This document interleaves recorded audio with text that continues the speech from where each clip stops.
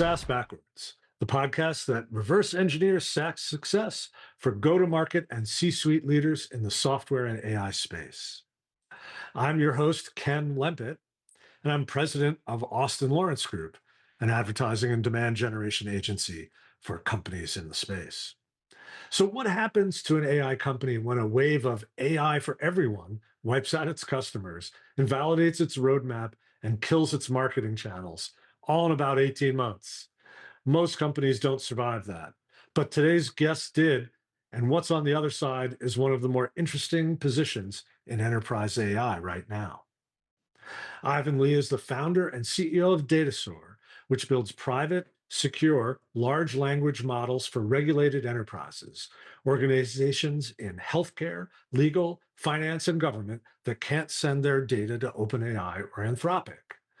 Ivan has been building AI since 2018, years before ChatGPT made it a household word, and he's had a ground floor view of how enterprises have moved from skepticism through experimentation to the realization that off-the-shelf AI simply isn't enough. When OpenAI and Anthropic both announced in the same week that they were standing up joint ventures with management consultants to deploy enterprise AI, that was the market catching up to what Ivan's been doing for the last couple of years. Welcome to SaaS Backwards, Ivan. But before we dig in, could you please tell us more about your background and your company, Datasaur? Yeah, thanks for having me, Ken. Just a little bit more about myself and the company. I come from a computer science background, studied at Stanford University. This is my second startup. I sold my first one to Yahoo, and I've done stints at both the smallest of companies as well as the largest. Prior to starting this company, I was over at Apple building AI and machine learning there for a couple of years. Now, as you alluded to, when we started this company, we were in the AI space, but AI had a completely different definition.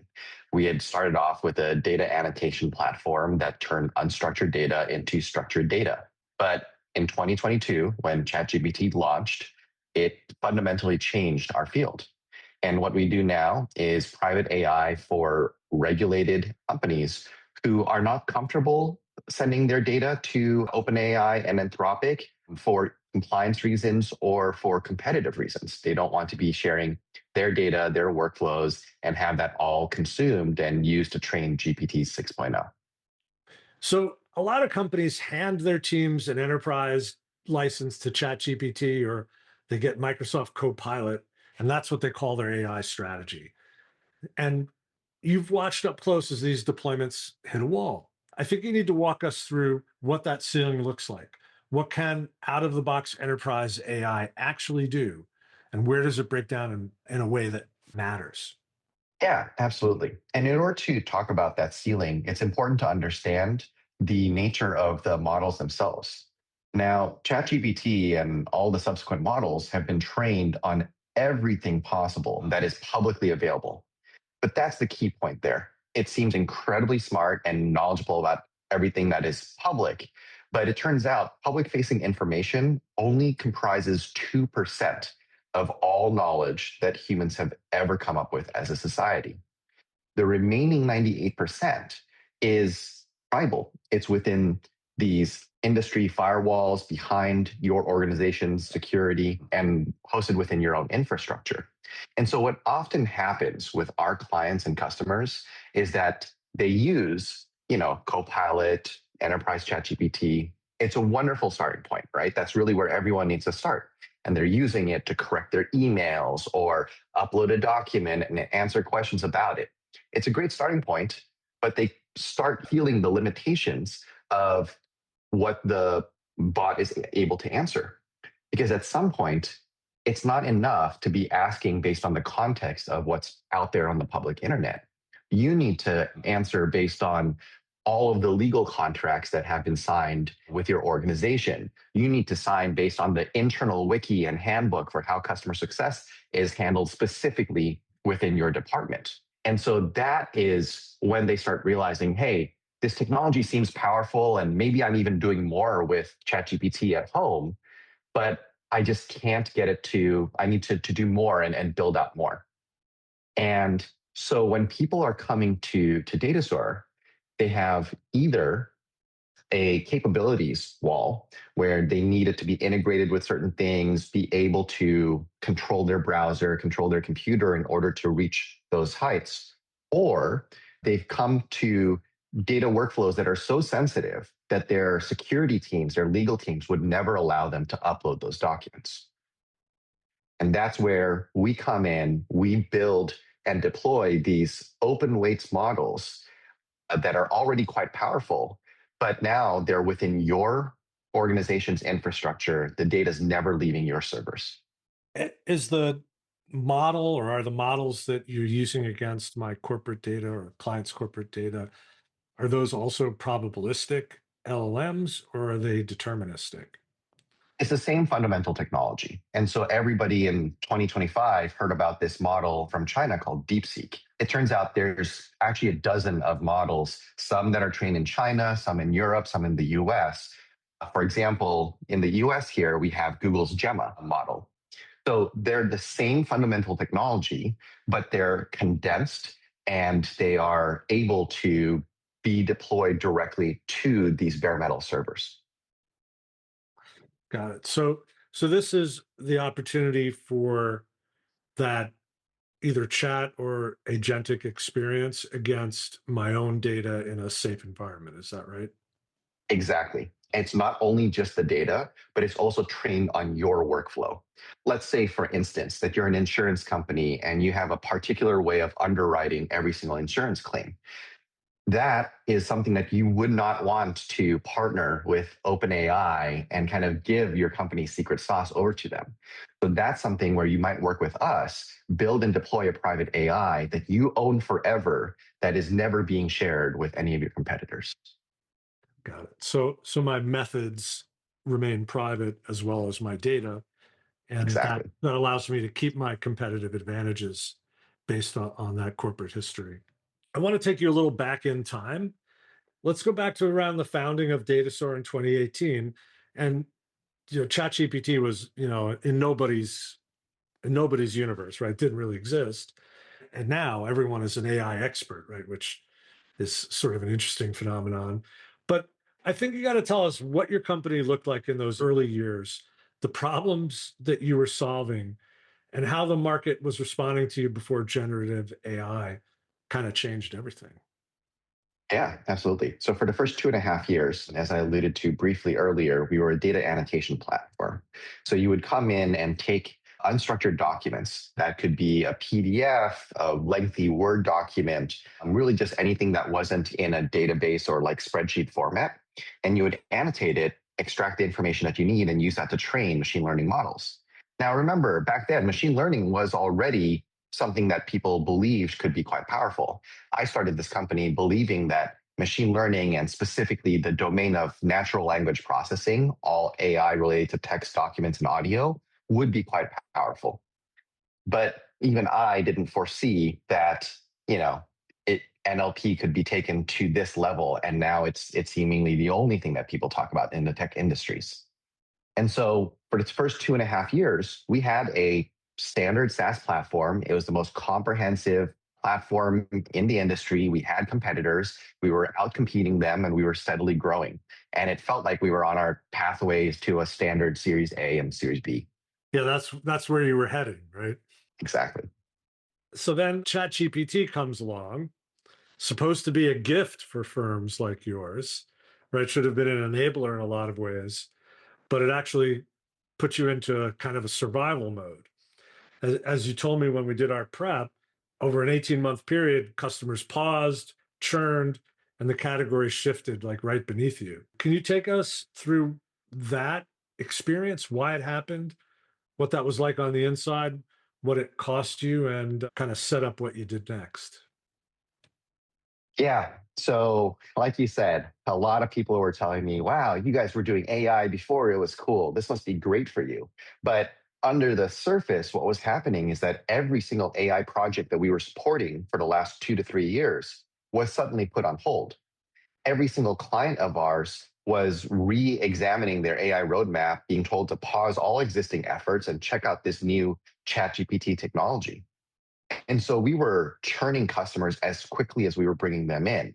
And it was a highly volatile time for us as an organization overall. And we weren't sure when this was going to end, what it was going to look like on the other side. And so we ended up creating a second platform specifically for LLMs. And we were hoping we could recapture a lot of the same success and drive that forward. But that also never reached commercial viability. What happened at that point was that everything was already moving so quickly that the data scientists and engineers who should have been our paying users didn't have the bandwidth to try something new. They also didn't have the political capital internally to try and convince their executive stakeholders that they should be paying 5 or 6 figures for a year-long license to any platform. And so if you look at the last, 2 to 3 years, all these dev tools, a vast majority of them start with open source. That was the only thing that our customer base was willing to really invest in. And we had taken the completely wrong kind of commercial and business model approach to selling that second product. So your second product was an LLM platform, right? Mhm. And that's big shift from where you were, but you did keep it proprietary. What was the lesson in that shift for you? You sort of anticipated this question a little bit, but what was the shift that you had to make? And what's a lesson for founders about, and this is, I think, the hard part, recognizing a shift as it's happening to you? Frankly, we were just taught that lesson a little earlier than everyone else. We're here in 2026, and we've just been through what people are calling a SaaS apocalypse, right? I think for us, we had to learn the lesson the hard way that SaaS as we know it may not be around for very much longer. With the decreased cost to building software, what we had was very attractive to a lot of our customers. A lot of people were on the free trial. They loved the concept. In fact, this past week, a company called Open Router just raised a massive unicorn round doing exactly what our proprietary platform did. The only difference is they went the open source route. They made it available, got the huge customer adoption base first, and then upsold to the enterprises who wanted to deploy this at scale. And that's what I should have done. Instead, we tried to go with the old SaaS playbook, charge people $100, $500 a month, and build the user base that way. And people they didn't have the time to assess and commit, let alone again, the political capital to ask for the budget for any kind of product like that. And so what I realized is, first, if you're building dev tools for the AI world, it should absolutely be open source. The second thing that actually forced us to kind of move forward and evolve as an organization is we didn't have people who were willing to pay for the platform, but they were willing for us to use our own platform and build an end-to-end solution for them. And this concept has been popular in spirit in Silicon Valley for some time. People call it the job to be done.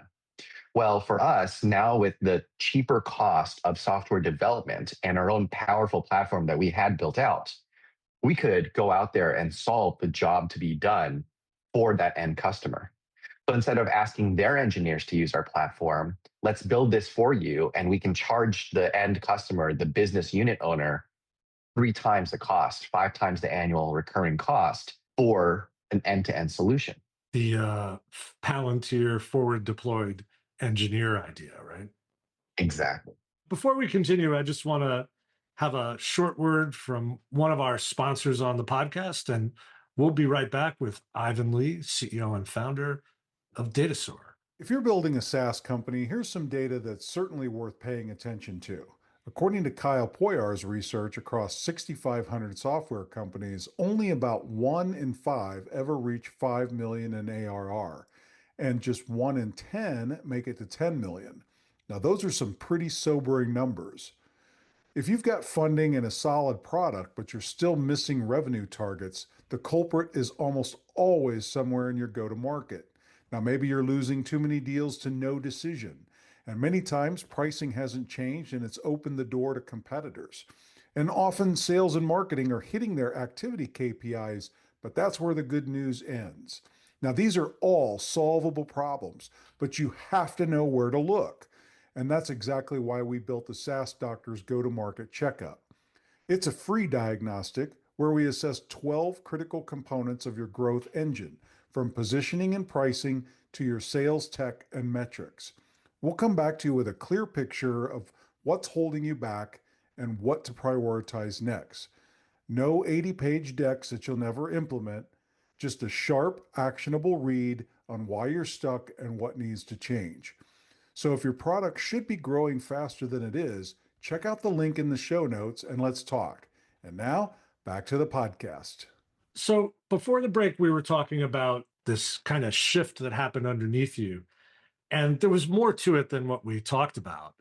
There was actually something of a nightmare scenario if you're in demand generation. Your go-to-market basically stopped cold, right? Cold outreach stopped working. Google Ads was delivering 0 leads for months, despite a significant spend for where you were in the company, in its growth. And you said to me that you felt your messaging no longer differentiated you from a large number of competitors.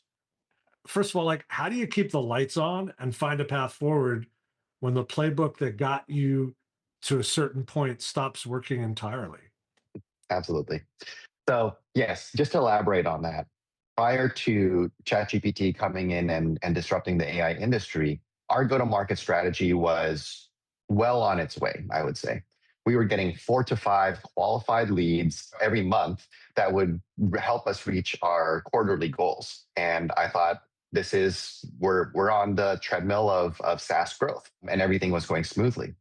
And then not only did ChatGPT change the definition of AI and stop all those projects, suddenly our Google ads were producing 0 results. Our cold outbound, because everybody was able to use Claude and ChatGPT to formulate their messaging, our cold outbound was no longer even being read by our target profiles. And then on top of that, everyone was pitching AI, right? And it was really hard for us to differentiate and share that we had something of value to offer. And so everything about marketing broke down. Now, to answer your latter question first, in terms of keeping the lights on, this forced us back to fundamentals. I'm a product manager. I was actually very resistant to the idea of doing anything that seemed unscalable. And in my mind, I'd been trained to believe that SaaS was the only scalable path forward. But when I was faced with this existential crisis and somebody was willing to offer us more money for a custom development project, something that I would have turned down a year earlier, suddenly we were desperate enough to accept. And it forced me to be more open-minded and say, okay, wherever the revenue is, we just need to, as you said, keep the lights on. And we needed to take that money and continue chasing revenue wherever we could find it. And that, going back to kind of our humble roots as a startup and listening to customers and what they're willing to pay for, is what eventually put us on the path that we're on today. Yeah, I think that's a really interesting perspective, that you have to go back to the founding kind of hungry state and find revenue where it is and rebuild the business around the revenue that is actually available. I think people in my business are facing the same kind of crisis. Certainly in content creation, not too many people want to pay a premium to have their blogs written by our experienced writers. Some are, but it's definitely reduced the margin in that business and the strategic interest and importance of content creation. So makes sense. Kind of further on that theme of building solutions for your customers.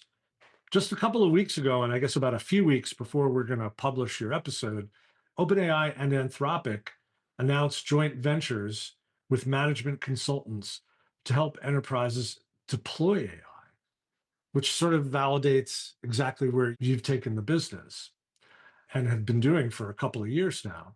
Now that the vocabulary has caught up with reality, what's the next wave of enterprise AI adoption going to look like? And where does a company like Datasaur fit in? Absolutely. So we have to keep in mind, in our world, maybe a majority of our friends and network are all in on AI. We understand and see the value. But we have to keep in mind that only 15% of the world is using this even on a weekly basis, right? In the broader scheme of things, this is based, by the way, on the number of weekly active users reported by both Google and OpenAI. And so there is this very famous framework called crossing the chasm in the business world. And we have not crossed that chasm with AI just yet. And we're still working on it. And with OpenAI and Anthropic starting those joint ventures, I think that's going to push adoption forward. What they essentially confess to the world is that enterprise ChatGPT and Claude Code out of the box are not cutting it. They're not so good that enterprises adopt it themselves. They need the help of these armies of management consultants to go in and understand the culture, the processes, where the data is stored at every single one of these clients and implement something truly custom for that customer. Now, let's put that aside for just a moment here. The other major observation is that chatbots, as a form of interacting with AI, are an opt-in technology. What do I mean by that? You have to go teach your uncle, your coworker, the right time to be using a chatbot. And they have to remember in that moment, oh, I should use that chatbot in order to ask this question, as opposed to reaching for whatever tool they were using previously. Agents, which are now all the rage in Silicon Valley, this is an opt-out technology. Agents are running 24/7, reading the documents, doing all this work behind the scenes, and reaching out to the employee when they need the human's inputs. And so the fact that it's switching from opt-in to opt-out means that adoption of this technology will naturally increase. Depending on the market reports you're reading, in 2025, it was between 5% and 30% of enterprises are successfully using AI on a weekly basis. But by the end of this year, every enterprise that is adopting these agents, it's going to be 100% adoption overnight, just because of the nature of them being on 24/7.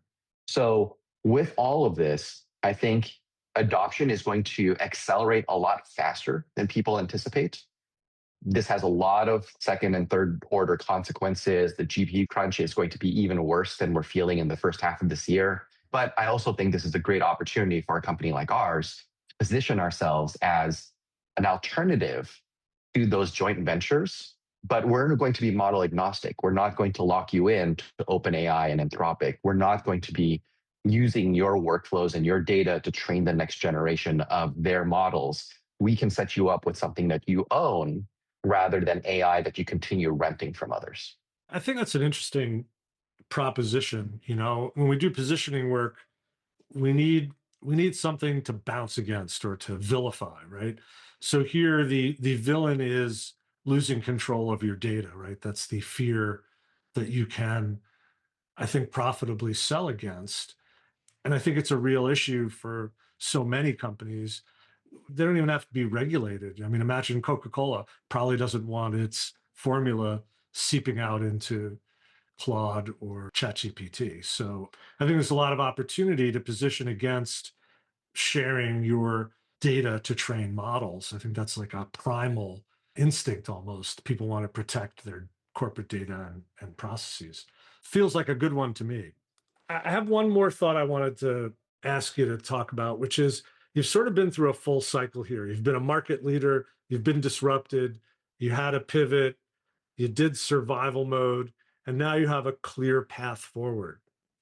For a SaaS or AI founder listening right now who's in the middle of some kind of chaos of their own creation or that's been foisted on them, and they can't yet see that other side, what's the one thing you'd tell them that nobody told you? There's a lot, but I think at least pertinent to the themes of this conversation, one thing that I realized is I spent the last 2 years. So actually, Ken, I come from a product management and engineering background. This is my first time doing B2B. I spent the last couple of years learning all the marketing techniques that were successful for the last decade. But what I didn't see at the time was that go-to-market techniques themselves were being fundamentally disrupted. And so what was more important for me, and this is something that I realized during a long haul flight, is I need to stop relying on what's worked for others in the past and kind of extract what the fundamentals are of marketing. So what we do now is we track every dollar that we spend on marketing. And that dollar can be spent with Google, with LinkedIn, on a conference, on a roundtable dinner, on whatever it is. Track every dollar and track every conversion. And just figure out what is working there, right? So this is very helpful for me from my like engineering background and mentality. It's just if something's not working, even if it's considered like table stakes and hey, this is what every other company does, doesn't matter. Throw that out the door. Start up fundamentals. What is the market reacting to, or in this case, what's leading to actual sales conversions, and spend your time and money there. Sort of an inside baseball question on that. Are you looking at the full life cycle, like all the conversion events that a prospect might go through? We understand that there are certain things that are still geared towards top of funnel, and there are certain things that lead to direct sales conversations. So we do need to calibrate for that, and we have equations to do that accordingly. Yeah, that's the hardest part sometimes. People get stuck on last touch, think that's their best channel when it may be a great closing channel, but it might not have started the conversation. And speaking of conversations, this was an awesome one. Ivan, I want to thank you for being on SaaS Backwards. If people want to learn more about your company or reach out to you, how can they do that? Best place would be to reach out either via email. That'll be ivan@datasaur.ai. I'll put that out there. You can send me a direct message, or alternatively, on my LinkedIn profile, it'll be profile tag is IY So feel free to reach out either way. Great. And also, obviously, go to the datasaur.ai website. If people want to reach me, I'm on LinkedIn/in/Ken Lempit. My advertising and demand generation agency for SaaS and AI companies is Austin Lawrence Group. We're at austinlawrence.com. And I hope that Ivan's episode has convinced recalcitrant listeners to subscribe to the podcast, which you can do wherever podcasts are distributed. Ivan Lee, thank you so much for joining us on SaaS Backwards. Thank you, Ken.